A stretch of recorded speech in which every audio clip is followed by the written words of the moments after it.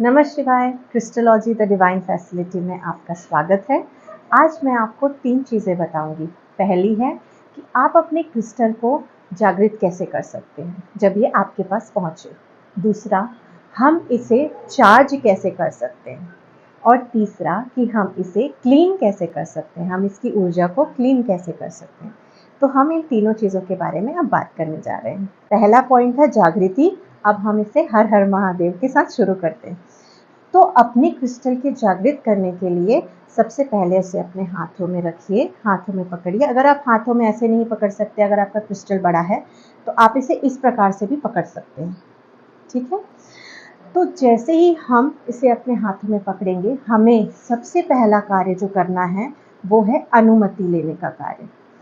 तो अनुमति लेने के लिए हमें सबसे पहले इस क्रिस्टल को हमें जिस भी स्थान से लाया गया है, हमें आंख बंद करके माँ प्रकृति से अनुमति लेना है कि हे माँ प्रकृति, ये जो क्रिस्टल है इसे मेरे तक लाया गया है, मेरी अच्छाई के लिए, मेरी भलाई के लिए मेरे तक पहुँचाया गया है। तो मैं अनुमति लेती हूँ आपसे कि क्या आप मुझे अनुमति प्रदान करते हैं कि ये क्रिस्टल मेरे लिए कार्य करे।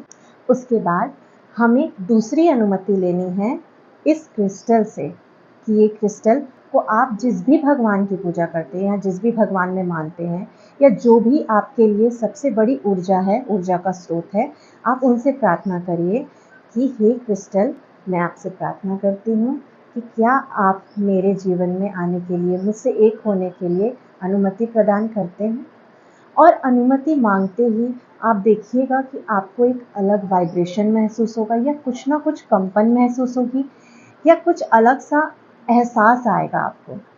और क्रिस्टल जो उस प्रकृति से जुड़ा हुआ था, आप भी 5 तत्वों से बने हुए हैं, तो ये आपके भी शरीर से एक हो जाएगा। आप भी प्रकृति हैं और ये भी प्रकृति है। तो आप दोनों का मिलना बहुत ज़रूरी है इसके एक्टिवेट करने के लिए, यानी कि इसे जागृत करने के लिए, इसे अवेकन करने के लिए। तो चलिए आगे बढ़ते हैं दूसरे स्टेप की ओर, जो है हमारे क्रिस्टल को चार्ज करना। पहले स्टेप में हमने अपने क्रिस्टल को जागृत कर लिया। अब हमारा काम है क्रिस्टल को चार्ज करना। क्रिस्टल को चार्ज करने के लिए हम जो भी इससे मांगना चाहते हैं, हम अपने पूजा स्थल पर रखें या हमने साधना के समय अपने हाथों में रखें, अपने पास रखें और हमें इससे अपने दिल की बातों को शेयर करना है, जैसे हम एक अफर्मेशन करते हैं। दूसरा है, जब हम इसे फुल मून के नीचे ओवरनाइट यानी कि रात भर के लिए रख दें। हम इसे अपने गमले में भी रख सकते हैं जिसमें मिट्टी होता है। मिट्टी भी पृथ्वी तत्व है, आप इसे पृथ्वी में भी रख सकते हैं। हमको इसे इसके ही पदार्थ के साथ एक करने से ये क्रिस्टल चार्ज हो जाता है। तीसरा स्टेप है हमारे क्रिस्टल को क्लीन करना। क्रिस्टल को क्लीन करना यानी कि उसकी ऊर्जा को साफ करना। क्रिस्टल की ऊर्जा को साफ करने के लिए कुछ टिप्स हैं जो मैं आपको बता रही हूँ। पहला तो है, ऐसे बॉल ले लें, उसमें पानी ले लें और उसमें 1 चम्मच सॉल्ट डाल दें। आप रॉक सॉल्ट या किसी भी प्रकार का सॉल्ट ले सकते हैं जो आपको ईजिली अवेलेबल है, और उस पानी में अपने क्रिस्टल को डिप करके रख दीजिए कुछ घंटों के लिए और फिर इसे रनिंग वाटर से धो लीजिए। अगर आप ऐसा नहीं भी कर रहे हैं तो आप क्रिस्टल को रनिंग वाटर के नीचे रखिए और ऐसा मन में सोचिए, विचार लाइए कि आपकी क्रिस्टल की नेगेटिविटी दूर हो रही है।